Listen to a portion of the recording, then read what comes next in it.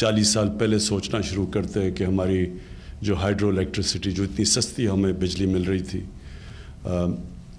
یہ آگے جا کے پاکستان کا کیا انرجی مکس ہونا چاہیے، کس فیول کے اوپر ہمیں بجلی بنانی چاہیے. تو اگر یہ مسلسل ڈیبیٹس ہوتی تو ہم بہت پہلے وہ فیصلے کر لیتے جو جن فیصلوں کی وجہ سے آج ہماری انڈسٹری مشکل میں نہ ہوتی، ہمارے لوگوں کے اوپر ہم بوجھ نہ ڈال رہے ہوتے مہنگی بجلی کا. اور سب سے بڑی بات یہ کہ جو ہم سبسڈیز دے رہے ہیں، یہ سبسڈیز کی اتنی بڑی ڈسٹورشن آئی ہوئی ہے. یہ ابھی جو گیس سیکٹر کی بات ہو رہی ہے، یہ میں امید رکھتا ہوں کہ آپ جب یہ ڈیبیٹ ہوگی تو یہ بھی سوچیں گے کہ صرف 27% پاکستانیوں کو پائپ گیس ملتی ہے، جو گھروں میں گیس ملتی ہے. تو جو باقی سارے لوگ ہیں وہ ایل پی جی سلنڈرز استعمال کرتے ہیں، جو میں بھی کرتا ہوں. تو وہ آپ یہ سمجھ لیں کہ وہ جو ان کی جو کاسٹ ہے ایل پی جی کی، وہ کتنی 4 گنا زیادہ ہے. وہ 4 گنا زیادہ ہے ان 27% کنزیومرز کے جن کے گھر گیس آتی ہے. تو یہ بہت بڑی ڈسٹورشن ہے. وہ زیادہ تر وہ لوگ ہیں جو کہ زیادہ غریب لوگ ہیں، پہاڑوں پہ رہتے ہیں، جو کہ ایل پی جی سلنڈرز استعمال کرتے ہیں. تو سبسڈی کا تو مقصد ہی 2 مقصد ہوتے ہیں سبسڈیز کے. ایک یہ اس کا مقصد ہوتا ہے کہ ان لوگوں کو آپ سبسڈائز کریں جو سب سے غریب لوگ ہیں، جن کو آپ اٹھانا چاہتے ہیں، جن کی مدد کرنا چاہتے ہیں. اور دوسری سبسڈائز ان لوگوں کو کریں جو وہ علاقے جو پیچھے رہ گئے ہیں، ان علاقوں کو آپ اوپر لانا چاہتے ہیں. اور پھر جو سیکنڈ اس کی سبسڈی کا ہے کہ اپارٹ فرام کہ لوگوں کو لفٹ کرو اور علاقوں کو ویلتھ کریٹ کریں. سبسڈی اس طرح ہو کہ وہ ویلتھ کریشن کرے تاکہ وہ ملک کی ویلتھ بڑھے، جی ڈی پی بڑھے، پر کیپٹا انکم بڑھے. اور ہمارے کیس میں ہمارے جو اتنے قرضے چڑھے ہوئے ہیں ملک کے اوپر، ہم قرضے واپس کرنے شروع کریں. تو جو میں نے سبسڈیز کے اوپر جو پریزنٹیشن لی ابھی ریسنٹلی، تو وہ تو بالکل ایک اور قسم کی سبسڈیز دی جا رہی ہیں. وہ لوگ سبسڈیز زیادہ تر لے رہے ہیں جن کو جو پہلی بڑے طاقتور ہیں. تو بالکل اسی طرح یہ ساری ڈسٹورشن اس لیے آئیں کہ ہم نے کبھی ڈیبیٹ ہی نہیں کی کہ ہمیں کس طرح کی انرجی چاہیے تھی، ہمیں بجلی کس سے بنانی چاہیے تھی. اور آج ہم وہ کیونکہ ہم نے نہیں کی، آج ہم فائر فائٹنگ کر رہے ہیں. اور آج میں بڑا ویسے آئی پی پیز کا شکر گزار ہوں کہ انہوں نے بیٹھ کے ہمارے ساتھ نیگوشیٹ کیا اور ری نیگوشیٹ کیا کانٹریکٹس. اور انشاءاللہ یہ ہم اگلے ہفتے پبلک کو بتائیں گے کہ جتنی بھی ہم نے ری نیگوسیشنز کی ہیں کانٹریکٹس کی، کتنی بڑی سیونگ اس سے ہوئی ہے. یعنی کتنا کم بوجھ پڑے گا اپنی عوام کے اوپر. لیکن یہ ہونا ہی نہیں چاہیے تھا اگر اس سے پہلے ہم ڈیبیٹس کر لیتے اور ہمیں پتہ ہوتا کہ ہم کس طرف جا رہے ہیں.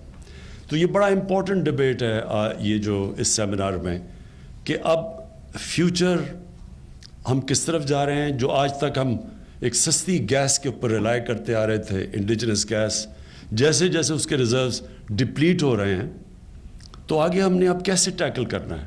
کیونکہ ہمیں سردیوں میں ایک بہت بڑا کرائسس آ جاتا ہے گیس کا، شارٹیجز. اور پھر جو ہم امپورٹ کر رہے ہیں گیس، وہ اس نے حمایت اللہ نے بتائی آپ کو دیا کہ وہ فرق کتنا ہے. جو لوکلی گیس پروڈیوس کر رہے ہیں جو امپورٹڈ گیس، بہت بڑا فرق ہے اس میں. تو اب آگے ہم نے کیسے چلنا ہے؟ سب سے پہلے تو جو آپ ڈیبیٹ کریں گے، سب سے پہلے ایک ملک کے انٹرسٹ کو دیکھیں. کیونکہ یہ نہیں کسی ملک میں ہوتا کہ ایک صوبہ اوپر چلا جائے اور ملک نیچے آ جائے، یا ملک اوپر جائے اور صوبے کئی دفعہ پیچھے رہ جاتے ہیں. کہ اگر ملک میں ایکویٹیبل گروتھ نہ ہو تو یہ ہوتا ہے کہ ایک خطہ اوپر چلا جاتا ہے. لیکن اگر ملک نیچے آ رہا ہے تو یہ نہ کبھی ایکسپیکٹ کرنا کہ ایک صوبہ اوپر چلا جائے گا. اس لیے جو پاکستان کے چیلنجز ہیں ان کو سامنے رکھتے ہوئے آپ ڈیبیٹ کریں کہ یہ بیسٹ. اب ہمارے پاس جو چیلنجز آ رہے ہیں، گیس کی ڈپلیشن ہو رہی ہے، ہم اسیوم کر رہے ہیں کہ آگے ریزروز ہیں اور ان میں سے گیس نکلے گی، نہیں بھی نکلے گی، یہ بھی ابھی نہیں پتہ. ہم بڑا ایکسپیکٹ کر رہے تھے کہ ایکزون جو ڈرلنگ کر رہا تھا آف شور، اس میں سے گیس نکلے گی، نہیں نکلی. وہ بڑے سرٹن تھے کہ گیس نکلے گی. اور ہمیں یہ بھی پتہ ہے کہ اس کا بڑا ہیوی کاسٹ ہوتا ہے یہ جو کنویں جب ہم گیس کے کھودتے ہیں. تو میں یہ ایکسپیکٹ کرتا ہوں ندیم آپ اس کو جو ڈبیٹ کو لیڈ کریں گے, اس کے اندر اینڈ میں کوئی کنسنسس ڈیولپ ہوگا کہ وے فارورڈ کیا ہے ہمارے ملک کا. اور پنجاب ڈیفیسٹ میں ہے, پنجاب پرابلمس فیس کر رہا ہے. کے پی فیل کرتے ہیں کہ ان کے پاس اتنی گیس ہے ان کو, اور وہ ٹھیک کہتے ہیں کہ وہ بڑی کم گیس اپنی جو پروڈیوس کرتے ہیں وہ استعمال کرتے ہیں. سندھ کے ابھی آپ نے ویوز سن لیے. تو ایونچولی میں یہ ایکسپیکٹ کرتا ہوں کہ ایک کوئی کنسنسس بنے اور بڑی پکچر آپ دیکھیں, کیونکہ ایونچولی یہ جو ہم سبسڈائز کرتے ہیں یہ سبسڈی کہیں سے تو دیتے ہیں, اور وہ سبسڈی چلی جاتی ہے قرضوں کے اوپر, اور وہ قرضے بڑھتے جاتے ہیں. تو قرضے تو ایونچولی دینے ہیں. تو جب آپ قرضے دیتے ہیں تو وہ سارا جو قوم کا جو پورا پول ہے اسی میں سے پیسہ نکلتا ہے, کیونکہ جو پیسہ بھیجنا ہوتا ہے صوبوں کو وہ فیڈرل گورنمنٹ جو ٹیکس اکٹھا کر کے صوبوں کو بھیجتی ہے, تو وہ اتنا ہی بھیج سکتی ہے جتنا اس کے پاس پیسہ آتا ہے, جتنا جو ٹوٹل اماؤنٹ ہے. تو اگر وہی کم ہوتا جائے تو وہ تو صوبوں کو ایونچولی تو نقصان تو سب کو ہوتا ہے. لہٰذا یہ جو آپ کی ڈبیٹ ہوگی اس کے اندر بڑا امپورٹنٹ ہے ایک کنسنسس بلڈنگ ہو, ایک ساری قوم میں شعور ہو, پھر قوم فیصلے بھی ٹھیک کرتی ہے, پھر میڈیا کے اوپر بھی صحیح ڈبیٹ چلتی ہے. جب ہم ڈبیٹ کرتے ہی نہیں ہیں تو میڈیا جو اس کو انفارمیشن ملتی ہے وہ اس کو استعمال کرتا ہے. تو ملک میں بجائے کنسنسس بلڈنگ کے ڈویژنس پیدا ہو جاتی ہیں. صوبے سمجھتے ہیں ہمارے سے ظلم ہو رہا ہے, اور وہ ملک بجائے یونائٹ ہونے کے ٹو فیس کرائسز وہ ملک ڈیوائیڈ ہونا شروع ہو جاتا ہے. میں یہ وش کرتا ہوں کہ ہماری ملک میں بڑے بڑے ایشوز کے اوپر ہمیشہ نیشنل ڈیبیٹس ہو تاکہ کنسنسس بلڈنگ ہو. جب میں چائنا گیا تو میں بڑا انٹرسٹڈ تھا کہ چائنا کی جو یہ فینومینل گروتھ ہے اس کے پیچھے کیا کامیابی کے اوپر انہوں نے کیا کیا کہ یہ کوئی ہیومن ہسٹری میں اتنی ریپڈ پروگریس کسی کی نہیں ہوئی. تو جو بھی میں نے اور لوگ کہتے ہیں کہ جی ڈیموکریسی کی جو سب سے بڑی طاقت وہ یہ ہے کہ وہ کنسنسس بلڈنگ ہوتی ہے, ڈبیٹس ہوتی ہیں, ایک ملک فیصلہ کرتا ہے کہ یہ ہمارے نیشنل انٹرسٹ ہیں اور وہ اس کے اوپر کنسنسس ہوتا ہے. ابھی ہم نے دیکھا انگلینڈ کے اندر بریکسٹ کے اوپر جس طرح کی ڈبیٹس ہوئیں, گورنمنٹ گری, جس لیول کی وہ ڈبیٹس ہوئیں, اور ایونچولی انہوں نے ابھی بھی وہ, اور بڑا کمپلیکس ایشو ہے کیونکہ قوم آدھی ڈیوائیڈڈ ہوئی ہے بیچ میں, آدھا اس طرف ہے آدھے اس طرف ہے. تو اس کے بیچ میں بھی ڈیموکریسی کی خوبصورتی نظر آئی. تو چائنا کے اندر تو الیکٹرل پالیٹکس نہیں ہے, لیکن جب ہم نے کمیونسٹ پارٹی کا اسٹڈی کیا تو ان کے اندر بڑی ایلیبریٹ ڈسکشنز ہوتی ہیں, ان کی پارٹی کے اندر ڈبیٹس ہوتی ہیں. تو ان کا ایک بڑا سسٹم ہے کہ وہ بھی ایک کنسنسس بلڈنگ کرتے ہیں. ان کی جو سب سے بڑی کوالٹی, دو سب سے بڑی کوالٹیز یہ ہیں. ایک کہ وہاں میریٹوکریسی کا بہت زبردست سسٹم ہے. وہ ساری جو کمیونسٹ پارٹی کا سسٹم ہے وہ میرٹ کو اوپر لے کے آتے ہیں. ان کے جو آپ لیڈرشپ دیکھیں, ان کی اسٹڈی کریں پروفائلز, تو یہ بڑی ایک ریگرس ایک سسٹم کے تحت اوپر پہنچے. ان کی آپ دیکھیں کدھر سے شروع ہوئے تھے, چھوٹے چھوٹے کینٹونز میں کام کرتے کرتے کرتے یہ جو ان کے لیڈرز ہیں پریمیئر لی اور جو پریزیڈنٹ شی ہیں, ان کی بہت سٹرگل سے اوپر آئے. اسی طرح ان کی یہ بڑی ان کی جو سسٹم ہے کمیونسٹ پارٹی کا وہ ایک بڑے سوچ سمجھ کے میرٹ کو اوپر لے کے آتا ہے. دوسری چیز ان کی بڑی زبردست لانگ ٹرم پلاننگ ہے. 20 سال کی پلاننگ ہو رہی ہوتی ہے ان کی, اور یہ سب سے امپورٹنٹ چیز ہے کہ ایک قوم اپنی لانگ ٹرم پلاننگ کرے.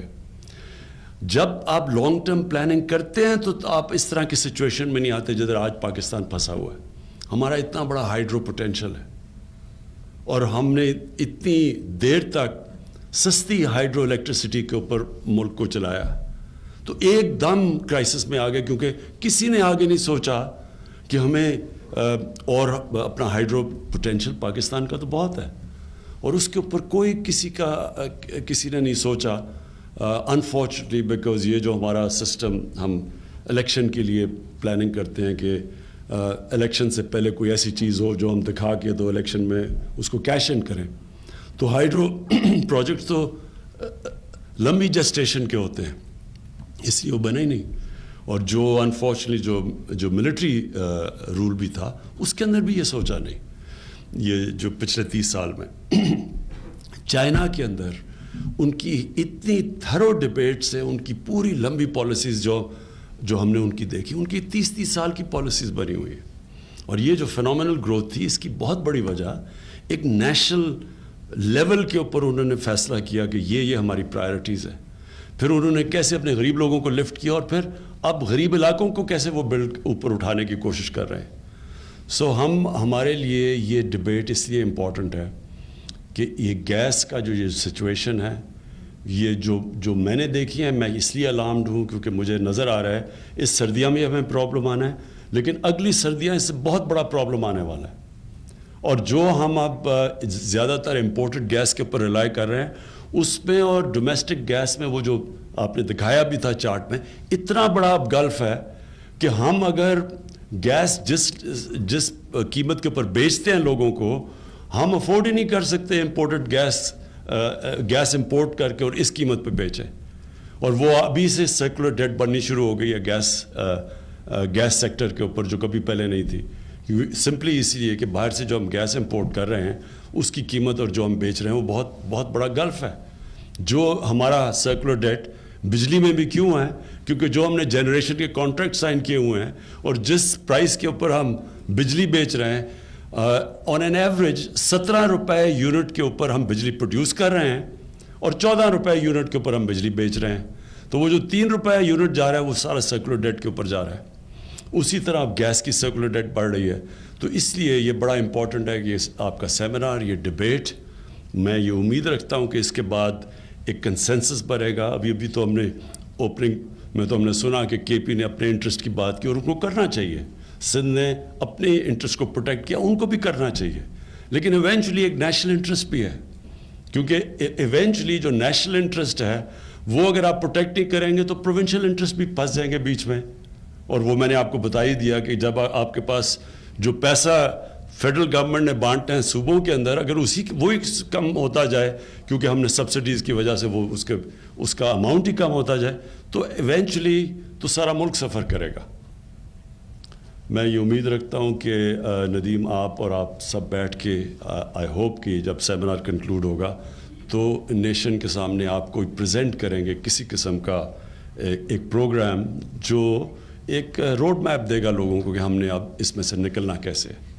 شکریہ جی.